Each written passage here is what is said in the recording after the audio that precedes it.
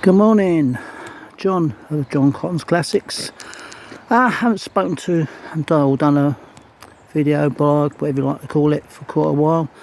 Just haven't felt like it, to be honest. But I thought I'll try today. I'm just out for a little walk this morning, up the mountains road, on the road to our village, and it's what, 8:15, something like that, I suppose, maybe a bit later.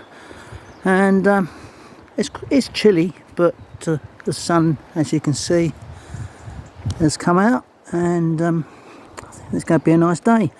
We've had quite a few days of heavy rain.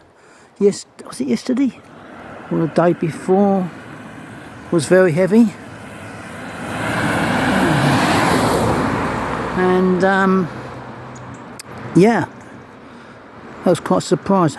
We've had it on and off though for the last sort of couple of weeks now, which is not good news here really in Portugal, because we're into the olives being being pressed and what have you, the manufacture of the oil, which is our local lagar, which is just down the road from where I live.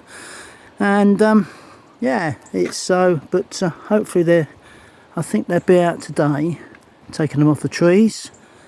We've got a couple olive trees in our garden, but they're not producing anything, so, and to be honest, if you only got a couple of trees, it's not worth throwing about anyway. You need about sort of a dozen to 20, I suppose, really, to get anything decent. Anyway, thought that I'll just do this today for change, and see how everybody is. Been thinking a lot. We've been here just over 2 years now. 2 years in September, so it's probably quite a good time to sort of like look back and think work out what we think of Portugal compared with the UK. Compared with the UK, yeah. In that 2 years, we have been back twice for visits to family and what have you. And to be quite honest, the last time was February, I think it was, something like that. And I couldn't believe how bad it got. Absolutely bad. I mean, we lived in Plymouth, East Cornwall area, and we came off the ferry and it was like, wow, what is this? Is this the same country as I left? I couldn't work it out. I mean, not only that, the surveillance. There was cameras absolutely everywhere. The main road out of Plymouth, I mean, there were banks and banks of cameras, and you can't just tell me they were speed cameras. They were basic heavy duty stuff. And you think, my God, how's it got to this stage now? And you must be watched 24 hours a day as soon as you go out the door, aren't you, really, over there?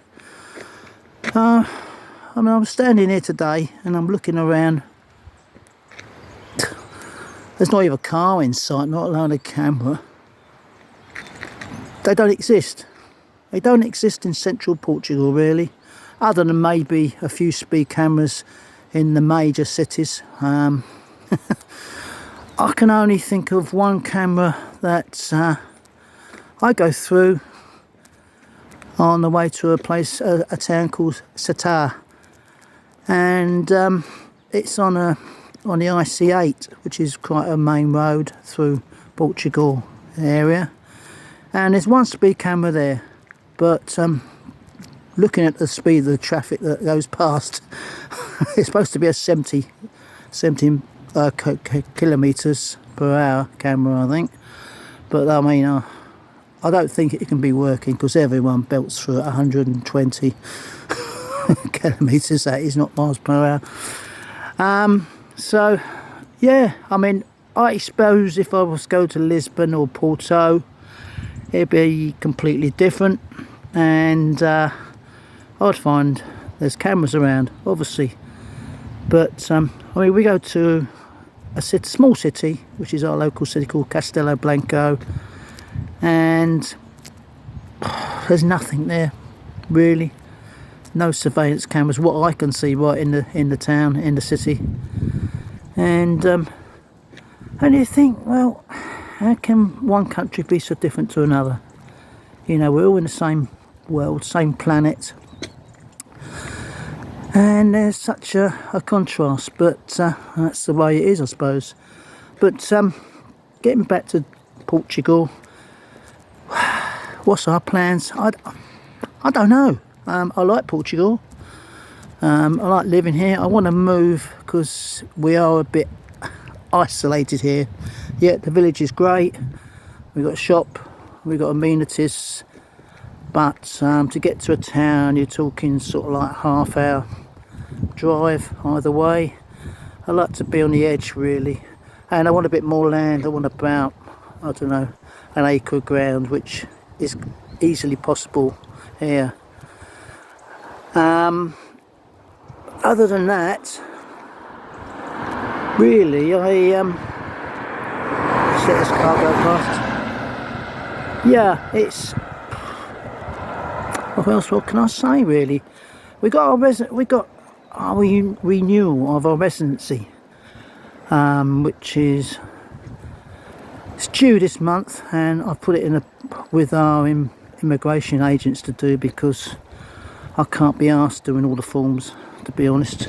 I'm trying to learn Portuguese, and it's very slow, but I am trying.